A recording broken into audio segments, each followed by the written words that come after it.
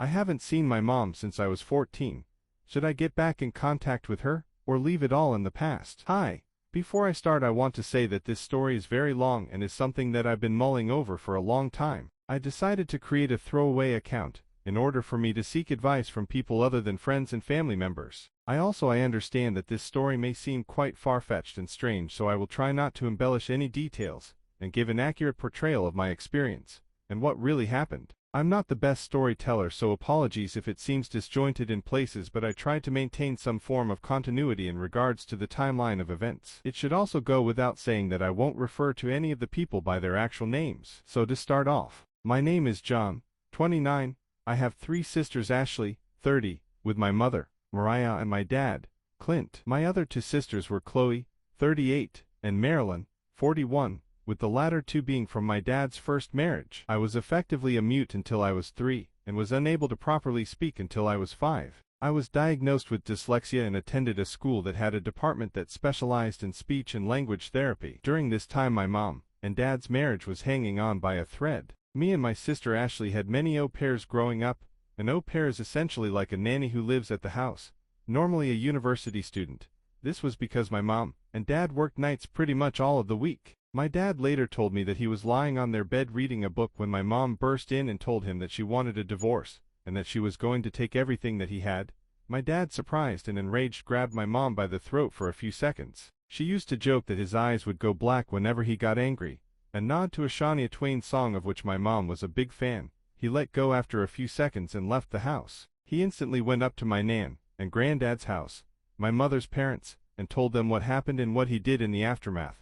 My mom and dad didn't get divorced right away, which was a mistake on my dad's part. Their verbal agreement was that my mom could keep the house, but that she wouldn't touch my dad's work pension. Since my dad had a good relationship with my mom's parents and wanted to be close by, he rented the spare room at their house until he was able to find a permanent place to live. It was within walking distance of my mom's in order to maintain a family dynamic.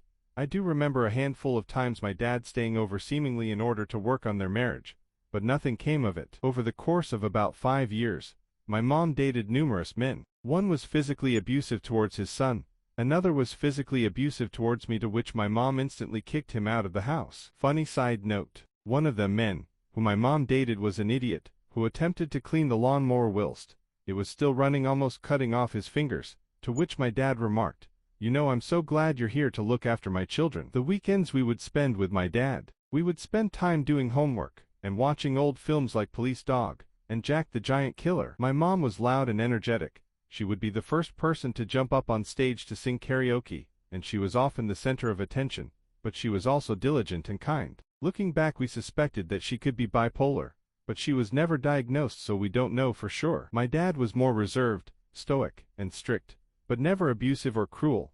I often do an impression of my dad where I show his many faces, from angry to sad to confused, with them all being the exact same expression. It was because of this that my mom on many occasions would say that me and my sisters were scared of him, which wasn't the case. We just respected him and knew what the boundaries were. When I was around 10 years old, my mom had reunited with an old flame, Mark, who also had 2 children from a previous marriage: Kane, who was the same age as Ashley, and Miranda, who was 3 years older than Kane. Me and Kane were the typical older brother younger brother combo, and would get along, fight with each other, and repeat. He was someone I looked up to and idolized. He would get frustrated with me whenever I'd push him too far, and was far taller and stronger than me. Miranda was nice and kind, but was also stubborn and independent. Ashley and Kane didn't get along, and almost every interaction resulted in them butting heads. But Mom and Mark would always get them doing chores together, mainly for entertainment purposes, because they would constantly argue. Happened while everyone was asleep. Mark snuck into my sister's room and took photos of her while she was sleeping. Ashley, who has a condition called ptosis, meaning that she is unable to fully open her eyelid, so she said when she awoke Mark didn't notice and continued taking photos, including lifting up her top. It was at this point she woke up and confronted Mark, who denied taking said photos. My sister texted my dad, who lived about a mile away, that she needed him to come over right away. My dad then called my mom, who was drunk, about what Ashley has said, to which Mark was in the background shouting at him to bring it on. My dad instantly came over. He had had a drink earlier in the night, so didn't drive, and instead walked over to the house and confronted Mark, who was sitting on the sofa with an ashtray balancing on his belly. My dad knocked over the ashtray and throttled Mark whilst my mom sat there and did nothing. He then let go of Mark and told Ashley to grab a bag with some clothes. Whilst he was helping my sister, Mark began mass deleting the photos he had taken. Much to my dad's anger, he left my sister, and 2 days after my mom had decided that Ashley was lying, and essentially kicked her out of the house. One notable moment was a week after the event. My mom dropped off my sister's belongings at my dad's house, such as clothes and keepsakes. The last which she made a point of dropping off last was a photo album made by Ashley for my mom, which had photos of the two of them together. This of course made my sister ugly cry, like really ugly cry. My dad started sarcastically clapping, saying, "What a performance! Well done, Mariah." The next few years were tough for me. I had always been on a tight leash with my mom, but it became much harder to live with her without support from my sister. About a year after the event, Ashley stayed for the weekend. This turned out to be awful because my mom and Mark got incredibly drunk, and Mark whilst me and my mom sat on the sofa told Ashley, "I didn't do any of that stuff to you, but if I did, I could do it whenever I want and you couldn't stop me." He climbed on top of her whilst saying this to her as Ashley pleaded with him to stop. I was absolutely frozen, and I didn't know how to react. Ashley began crying and my mom looked at her and told her that she hated her. Ashley then screamed, cried, and my dad came to pick her up early, and she never stayed again. My mom later said that she could stay because they put a lock on her door so Ashley could lock it from her side. Now I don't need to explain how ridiculous it is that in order for your daughter to feel safe you put a lock on her door rather than deal with the problem itself. Also, side note, Mark installed the lock. Need I say more? I'm going to tell a number of instances that occurred while I lived with my mom after my sister left. One time I was watching porn on the computer downstairs and forgot to delete the internet history. My mom found out that I had watched it, and when Mark's mother came over for a visit she made me tell her that I had been watching porn, and to tell her what the video was. For anyone who wants to know, it was a Brazzers video called Big Tits at School, where the female teacher has sex with a student. I don't remember the name of the porn star. Suffice to say I was incredibly embarrassed and humiliated. I asked my mom if I could go to church on Christmas Day with my dad, Nan and sister. That didn't go over well and I was screamed at by my mom and berated. My mom installed a doorbell in my room that she would press whenever she wanted something like a drink or me to do a chore. She would use it all of the time, even when I had friends over. I think it's safe to say it affects me even now, as my Nan, who still makes Sunday roast, tried using a bell to get our attention for dinner and I absolutely hated it, but she was more than accommodating and just went back to telling us that dinner was ready verbally. I had gone on a camping holiday, and my best friend at the time, Nathan, came too. We would read a gaming magazine together, and when he was at the arcade I went into his bag to read the magazine. My mom, who was drunk, told me to put it away since it wasn't mine. I put it away in a huff. I went into my sleeping bag. She then called me over and slapped me hard around the face.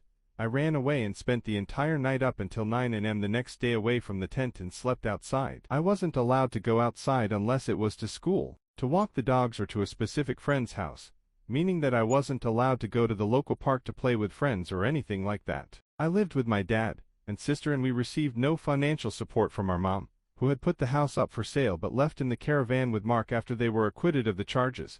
They subsequently moved to Canada, where they lived up until Mark died of cancer a few years ago. My step-brother Nathan had reached out to me about 6 years after and we met up and talked about everything and how he still goes over and visits them. My mom had moved back to the UK after Mark had died, and my sister has gotten into contact with her. This caused division amongst my family, who I have gotten much closer to since I moved in with my dad. I have since gone to college and acquired a HND, and have become a lot more extroverted since I left, and where I wasn't able to look people in the eyes I have become much more confident in myself. I have a girlfriend of 3 years who is my best friend, and someone I intend to marry one day. She has asked if I would ever want to contact my mom in order to gain some financial compensation. I told her that I have no interest in money, and if I desired to seek her out it would not be for that. In addition, my dad received a letter when I was 20 stating that all outstanding legacy cases for child support would be dropped and any outstanding debt to be expunged. My dad contacted the authority for clarification, to which the woman said, "Well, this is good news for you," to which my dad asked why. She then said, "Because you don't have to pay," to which my dad asked why she would assume he was the one who had to pay. She then began to apologize as she hadn't read the case file and made the assumption that my dad had to pay because he was a man. This sent my dad into a mixture of rage and tears, and he told me that he was going out. I gave him a hug, and it was the first time I had ever seen him cry. We stood there for 20 minutes, him crying into my shoulder so much so that his tears soaked through my shirt. I honestly believe if I wasn't there, he may have done something harmful to himself. He is in a much better position now. He is no longer in debt and is dating one of my old speech and language therapists. He is retired and he is the happiest I've ever seen him, and I am thrilled he is in a position where he can enjoy life. I guess I'm asking for advice, good or bad, on what I should do now. I've had a few issues with work to the point where I broke down in the middle of the day and I'm not sure what to do next. I'm currently in therapy and looking towards other options in regards for work, but I'm unsure whether to do what my sister did and meet with my mom in order to gain closure, or look for other ways to move on. I know this is insanely long and I appreciate whoever reads this, and I'm eternally grateful to whomever replies regardless of whether it's positive or negative. Thank you.